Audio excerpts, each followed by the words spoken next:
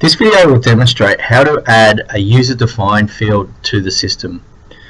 In some cases, the fields that Marina Focus supplies may not be enough for the information that you want to store. So we have the ability to add user-defined fields to the system.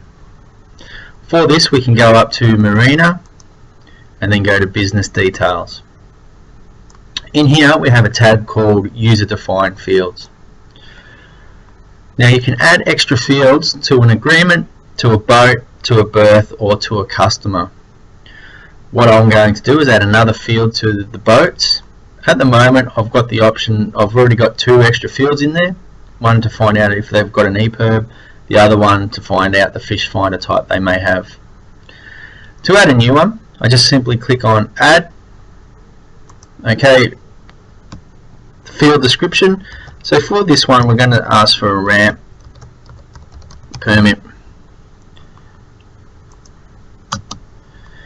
In here we can select what type of field it is. So this is just going to be a text field, and I can also say what order I want these to be displayed in. Now I can leave that blank and the system will then just put them in alphabetical order, or I can say that it's going to be in position 3. I can then just click Add and it adds my ramp permit to there. I then click Save. Now to use that field I can then simply go into boats and then go to the boat list.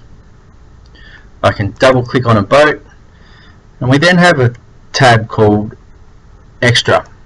Now in here you will now see that the ramp permit field is available, so I can then put the number of the ramp permit that particular boat may have. I then can click Save. That's all I need to do.